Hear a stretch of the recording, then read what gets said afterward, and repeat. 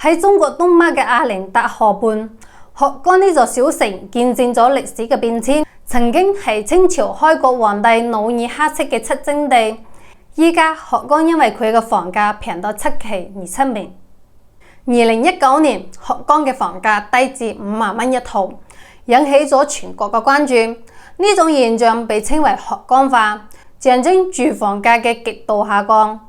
喺短短5年之內，呢種學江化嘅現象唔單止冇有消失，反而擴散咗中國嘅好多其他城市，甚至影響咗一線城市，由北京到廣州、深圳，再到成都，呢啲城市嘅周邊唔夠100公里嘅地方，都出現咗價錢極低嘅房產，最平嘅房價梗係需要幾萬蚊。呢啲平價嘅房屋被視為打工人嘅天然保障房。資源枯竭型城市如學江、玉門、雙鴨山等嘅房價下降並唔出奇，因為呢啲城市面臨住人口流失同埋經濟衰退。但出人意料嘅係，就算係遊客絡繹不絕嘅熱門旅遊景區，如瑞山銀灘、惠州雙月灣、北海黃金海岸，房價都出奇咁低。更加令人困惑嘅係，中國最富裕嘅地區大灣區同長三角城市群都出現咗類似學江嘅城市，如淮南同埋肇慶。而喺北上廣深呢啲一線城市嘅家門口，都出現咗售價僅為6萬嘅屋。呢啲是否意味住年輕人將獲得新時代嘅福利呢？面對呢啲現象，國家已經開始採取行動。上週嘅重要會議宣布，將推動已出台嘅政策實施落地見效，並繼續研究新嘅去庫存同穩定市場政策措施。國家嘅呢一緊急行動表明，政府正喺度努力拯救房地產市場。咁嘅話，被學江化嘅影響嘅城市仲有唔有希望呢？被學江化包圍嘅北上廣深能唔能夠重新成為打工人嘅來源？學江化現象嘅蔓延到咗一線城市嘅家門口。以張家界為例，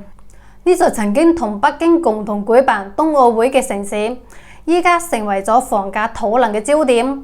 每日經濟新聞嘅報道揭示咗一個令人驚訝嘅現象：喺張家界市下花園區，僅需6萬就可以買到一套60平方米嘅2室1廳住宅，200萬則可以買到78平方米嘅2室2廳住宅。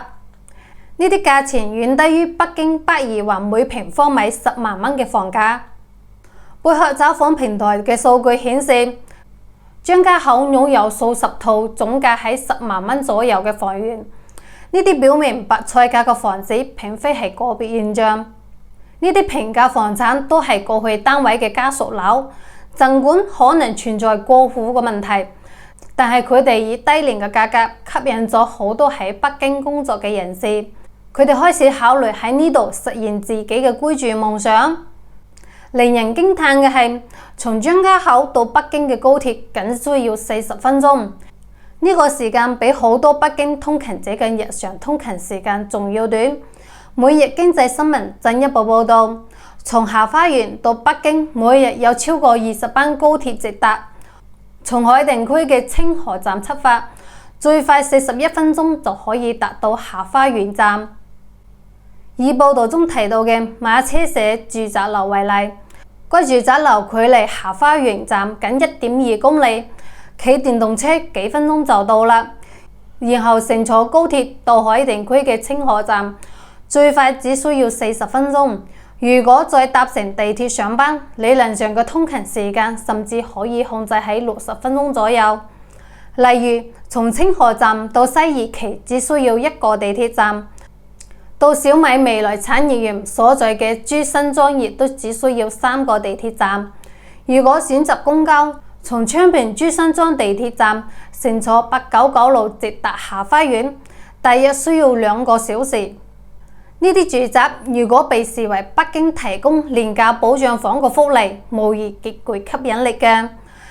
喺北京超過1400萬人口，承受住超過60分鐘嘅極端通勤。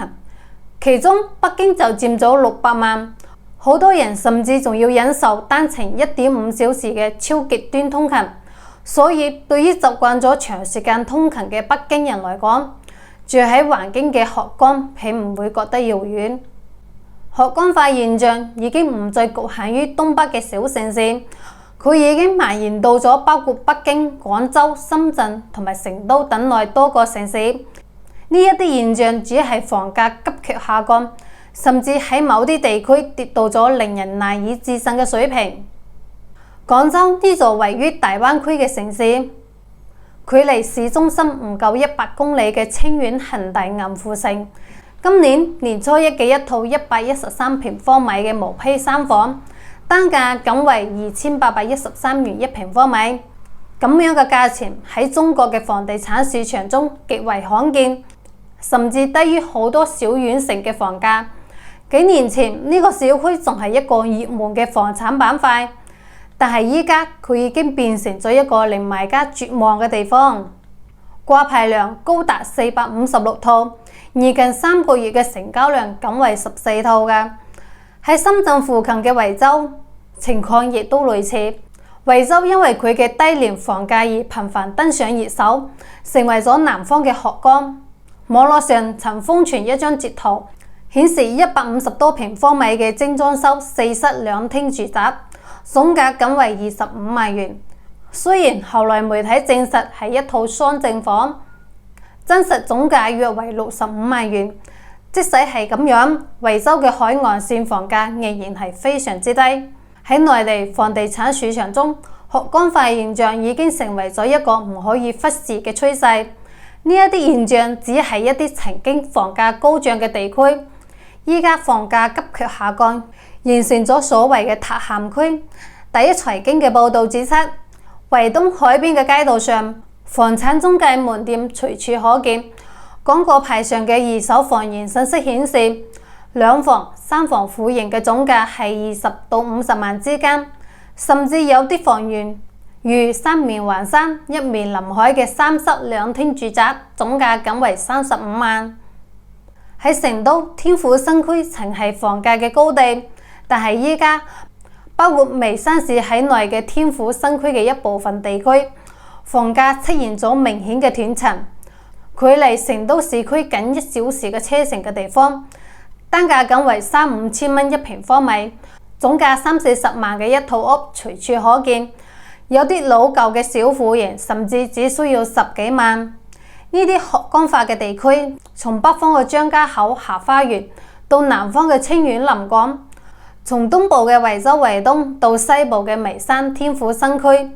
正逐漸包圍住一線城市，形成咗獨特嘅房價塌陷區現象。呢啲地區嘅共同點係，佢哋曾經都經歷過短暫嘅輝煌。例如張家口係獲得冬奧會舉辦權後，房價曾經達到1.3萬一平方米嘅高點。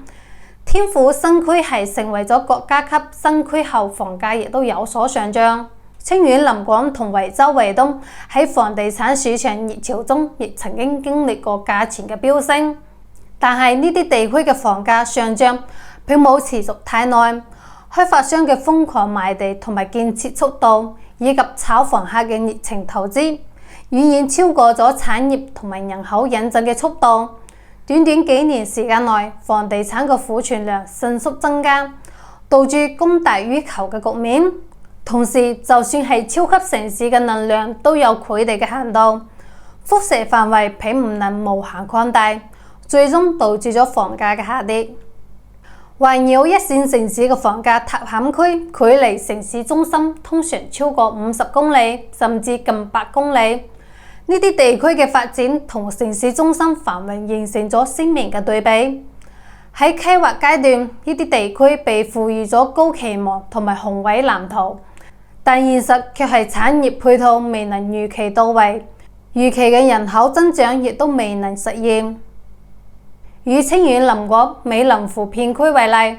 儘管規劃人口為28萬，但係實際長期居住嘅人口僅為1.3萬，遠低於預期。呢導致咗房產供應過剩，市場競爭激烈，價格戰不斷。喺呢種環境下，房價持續下跌，形成咗所謂嘅學崗化現象。喺呢啲環一線城市嘅學崗中，浙江嘉善縣係一個值得注意嘅例外。儘管經歷咗房價嘅暴跌，嘉善仍然保持住每平方1萬元嘅價格水平。呢個得益於嘉善自身嘅經濟實力同產業發展。舊年嘉善縣嘅 GDP 總量達到咗908.11億元，相當於中西部地區一個地級市嘅水平。常住人口亦都保持住正增長。嘉善嘅產業發展，特別係通訊電子、新能源、新材料同高端裝備等領域表現出色，呢啲都係房價能夠保持穩定嘅重要因素。呢啲房價塌陷區嘅存在，可能逐漸承擔起天然保障房嘅角色，依靠完善嘅交通系統，為一線城市嘅打工人群提供咗更好嘅居住條件。呢樣嘅發展雖然同最初嘅發展規劃有所偏差，但係亦都為咗一線城市周邊嘅居民提供咗更多嘅住房選擇，改善咗佢哋嘅居住環境。從長遠嚟睇，學光化嘅現象可能並唔係全然嘅負面，佢促使我哋重新思考住房保障同埋商品房市場嘅關係，以及點樣為所有人提供合適嘅居住空間。將來我哋可能會見到更多嘅人選擇喺一線城市周邊嘅學崗居住，享受到更加寬敞同埋舒適嘅生活環境，而唔係擠喺城市中心嘅狹小空間。呢樣嘅轉變唔單有助於緩解中心城區嘅人口壓力，亦有助於促進周邊區域嘅均衡發展，最終實現住有所居嘅目標。可能意味住喺城市唔同環線上揾到屬於自己嘅家，無論喺北京嘅五環定係喺環京嘅學崗。今期嘅視頻就到呢度啦，我哋下期見。鍾意我嘅視頻請點讚、關注、訂閱支持我，拜拜。